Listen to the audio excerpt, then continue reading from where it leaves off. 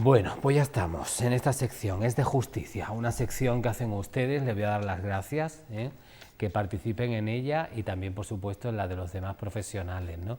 Que es de lo que se trata este programa, que lo hagamos entre todos con sus dudas, que intentamos solucionarles o por lo menos asesorarles sobre ellas, ¿no? Ya que los casos son pues muy particulares y se deben de tratar. Tenemos ya con nosotros a Almudena Santana, que le voy a dar la bienvenida. Muy buenas. Hola, buenos días.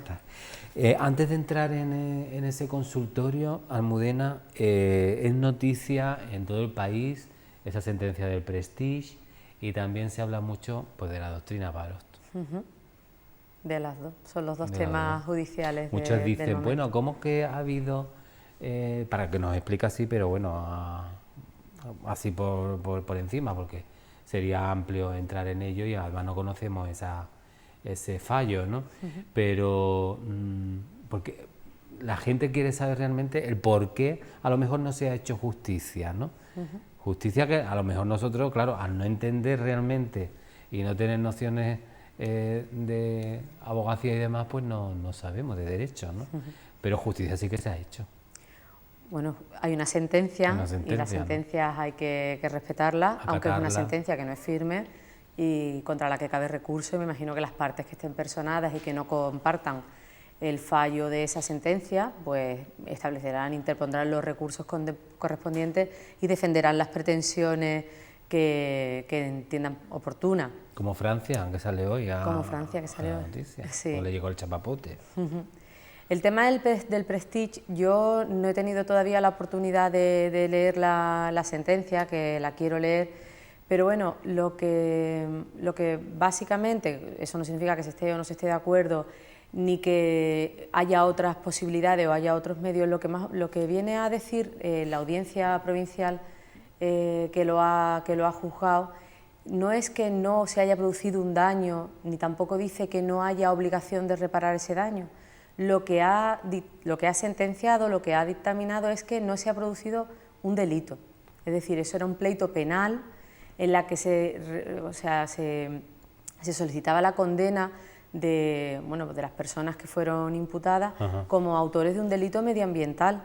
Y el tribunal lo que dice es que no hay delito, no que no haya daño, sino que no hay delito. O sea, se ha reconocido el daño. Sí, bueno, el daño se reconoce porque el daño es objetivo, es decir, claro, el daño existe y es palpable y está ahí. Lo que viene a decir la sentencia es que fue un accidente, que no hubo una acción dolosa, no hubo una acción que fuera constitutiva de un delito. Cuando se reclaman en procesos penales responsabilidades civiles que vienen derivadas de la comisión de un delito, si el tribunal dice que no hay delito, no puede haber responsabilidad civil derivada del mismo. Entonces, en este caso, lo que se ha dictaminado es que no hay delito. Hay un accidente que produce un daño que es objetivo, vamos, y además un daño que se produjo y que causó grandes pérdidas, no solamente el dinero que costó limpiar las playas, sino lo que dejaron de producir, todo el tiempo que no pudo recolectarse el marisco, el tiempo que las rías estuvieron. Es decir, eso produjo 4.000 y pico de millones en gastos y además del daño medioambiental y el daño a la costa. Y el tribunal lo que dice, que se puede estar o no de acuerdo, yo no puedo valorarlo porque lógicamente el proceso no lo conozco. Que después, posteriormente, se han sentado a través de directivas internacionales, doctrinas que también se están escuchando estos días de el que contamina paga, es verdad, pero en el momento que se interpusieron ese procedimiento, se actuó en vía penal y en vía penal estos señores han reconocido que no hay un delito, que hay un accidente y que no se puede determinar la causa exacta, que el buque, según ellos, pues podría navegar y que no hay delito. Al no haber delito no hay responsabilidad. ¿Que eso es firme? No. ¿Que se puede recurrir? Sí, me imagino que las partes personadas interpretarán los recursos ante el Tribunal Supremo y entonces habrá que esperar a un segundo fallo. A ver qué es lo que dictamina. Y bueno, el otro lado, en plan justicia, alarma social en cuanto a la doctrina Parot. Pero claro, hay que atajar unas leyes, ¿no?, que están ahí. Hay que acatarlas. Acatarlas. Hay que acatarlas. Sí. La doctrina Parot pasa igual.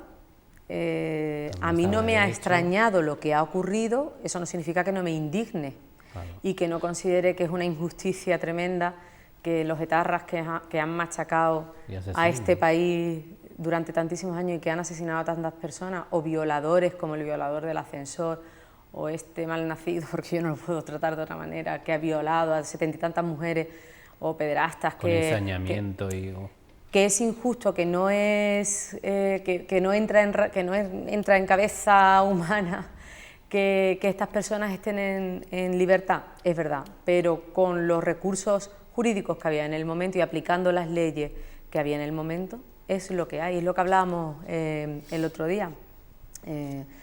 Eso fue una cuestión, un recurso de Henri Parot, que fue un terrorista, y que, bueno, pues que se le aplicó retroactivamente una norma posterior que empeoraba sus condiciones. Lógicamente este hombre recurrió y estos señores pues han ganado, porque antes se aplicaban las reducciones de condena, se aplicaban sobre límite máximo de permanencia en prisión, que en el Código Penal del 73 era de 30 años, es decir, todas las bonificaciones, para que nos entendamos, todas las reducciones por trabajo, por estudio, todas esas bonificaciones por buen comportamiento se aplicaban sobre el límite máximo, y luego hubo una doctrina posterior para aplicarlas individualmente sobre cada una de las condenas, por lo cual se alargaba el periodo de estancia en prisión. Se aplicó a este terrorista, la recurrió por considerar que eso vulneraba tanto en los tratados de derecho internacional, de derechos humanos, se le dio la razón y a eso se han ido acogiendo todos los posteriores. Y en esa situación estamos. ¿Que es indignante? Pues sí, la verdad es que sí, que indigna ver, a mí al menos, yo es un tema que me indigna, pero bueno, es lo que hay. Es lo que hay, sí, exactamente. Esperemos que no tengamos que sufrir un nuevo atentado o un nuevo asesinato. A ver cómo van las cosas. Bueno, pues vámonos a esas consultas. Ustedes nos hacen llegar, como digo, para cualquiera de nuestros profesionales, en este caso para Es de Justicia, y nos quedábamos en preguntas que quedaron por contestar por el tiempo. Dicen, ¿por qué cree usted que esposan las muñecas de alguien que va detenido si se supone que nadie es culpable hasta que se compruebe esa culpabilidad y en ese momento aún no se ha probado dicha culpabilidad? Bueno, pero eso es una cuestión de seguridad. De seguridad, ¿no? Sí, yo entiendo que eso, bueno, lógicamente, aunque vaya esposado, es presuntamente inocente. O sea, la presunción de inocencia es un derecho constitucional que lo ampara. El tema es que por motivos de seguridad, tanto para las personas que lo custodian como para el propio detenido, pues se procede a la reducción y en los traslados pues también van esposados los detenidos. No todo el mundo tampoco. No, por ejemplo, los menores que cometen delitos no siempre van esposados, tienen que ser circunstancias especiales de seguridad, porque haya un riesgo de fuga o porque hay también presos que se autolesionan, es decir, que no solamente es una medida de seguridad para el que está custodiando a ese preso, sino también para él mismo. Pero vamos, que eso no implica una vulneración de su derecho constitucional a la presunción de inocencia. Él, hasta que no haya una sentencia y no se le juzgue y no se revise su situación, pues seguirá siendo un presuntamente inocente.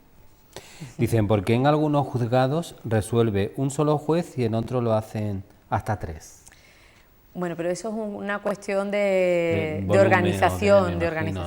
Los juzgados y tribunales españoles se organizan tanto territorialmente como competencialmente como funcionalmente, o sea, de acuerdo con sus funciones, sus competencias y su territorio. Volumen de trabajo también. No, el tema de que haya jueces o tribunales es por el tipo de asunto, por la gravedad de los asuntos o por el tipo de asunto y las instancias en las que se resuelven.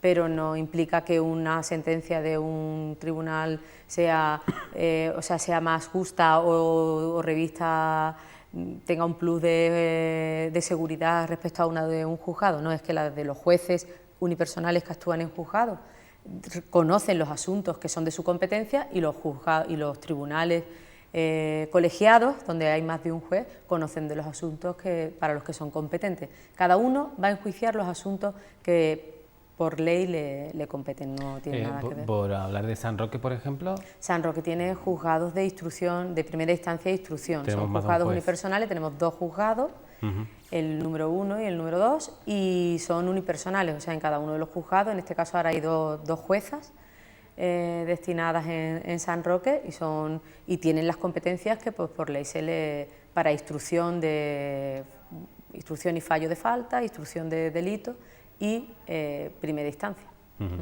civil.